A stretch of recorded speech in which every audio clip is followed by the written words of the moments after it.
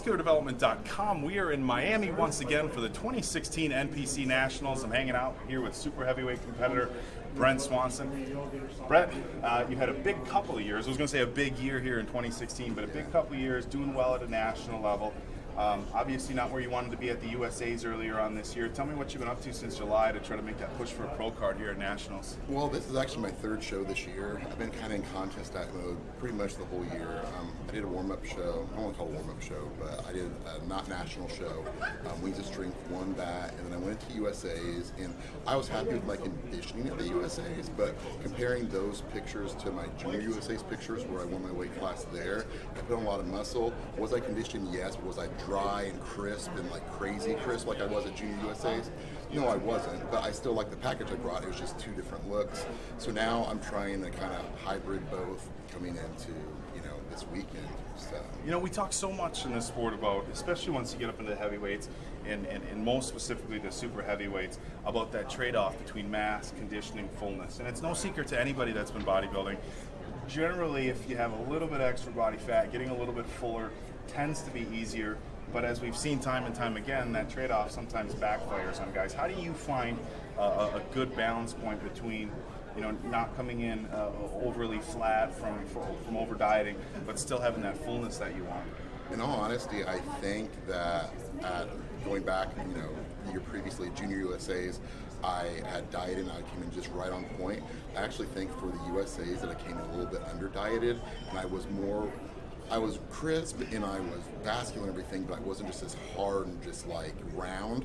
And I think I actually over dieted too much and my carb load. I think I could have pushed probably a little bit harder, honestly. And actually, I wasn't even planning on doing nationals, but after my wife Autumn at the Olympia, with her and some other people was like, hey, you're in really good shape right now, because with her competing as well. I mean, I'm living the lifestyle, so I don't get too far out of shape.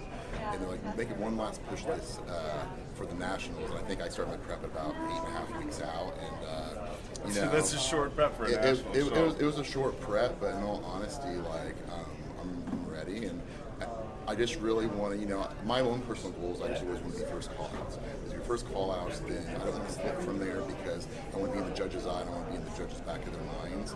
And then, that first call-out, whatever happens, is whatever happens. You just don't really have too much control over that. And, at this level, a lot of times between your first, second, third, fourth, fifth place is very marginal. Very small. We're at maybe a regional show, there's a really big gap. I mean, it's national. I mean, everybody's going to bring it. So, I mean, I think it's really silly when people talk about, I'm trying to go in there and win and everything like that. And it's like, how about you just be your best and just try to get in the first call-outs and just see what happens. Yeah, it's a tough spot for competitors to be in, because there's that mindset where you see so many guys saying, well, why train if you're not training to win, or why even show up? But you have to be realistic with yourself when you are going to a national level competition, that you're going up against the best people in the country, and sometimes your best isn't always enough. Let's talk about bigger news. You got your Cubs hat on, obviously. 108 years in the making, but you were all over Fox Sports, ESPN, everywhere. How did the whole Ultimate Warrior Cubs fan thing come to fruition? Where did that all start? I'll try to make this as short as possible.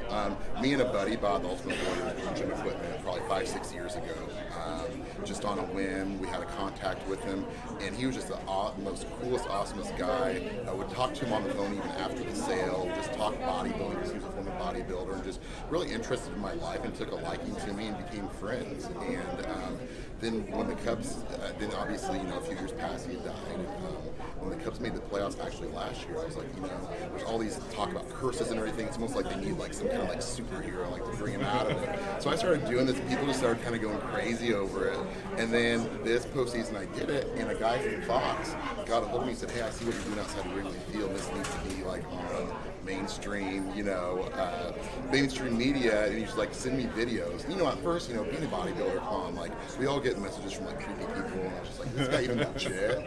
But then I checked him out, and he was legit. So I think the first video I did for him, he put up and had over like 1 million hits. And when I saw that, I was just like, oh my gosh, like, this is crazy. You were all over the line, like people asking me, like, oh, you know all these people in bodybuilding, you know that guy at the Cubs? Yeah, Like, yeah, sure. It's really funny now, like when actually here, I didn't even know the guy, and I was in the elevator actually coming here, and he was just like, I know you from somewhere. He's like, oh, you're that Cub Warrior guy, aren't you? And I was like, yeah. Of all the things that I am, a teacher and bodybuilding, I'm getting, you know, Cub Warrior. Yeah, the Cub Warrior thing is what I'm getting known for. So. Well, I think that one's probably going to stick for you with you. Hey, for a while. I'm a diehard Cubs fan. It's awesome that they won, and it's awesome for the state of Illinois, city of Chicago. So it's a great story. And I think in America, with all the election garbage and all the negativity going on, it's good to have something positive to rally around. It was hard. I've been to Wrigley a handful of times. You guys know I'm from Wisconsin. It's about a 3-hour drive from where I live, so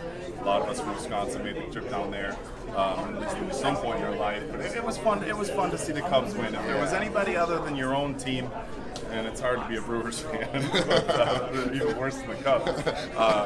But no, it was fun to see. But guys, we're gonna let Brent get going. We know he's got a busy night ahead, tanning, getting some rest and food in. So we appreciate you taking the time to do the interview. Yeah, for best sure. of luck, guys. Prejudging is tomorrow. Remember, it's a 2-day prejudging. Friday prejudging, Saturday finals. We're gonna have our play-by-play, the live pictures going up, everything else you guys are used to. But for right now, that's gonna do it for us. So one more time, David Bay with Brent Swansen from MuscularDevelopment.com from the 2016 NPC Nationals. Thanks, guys.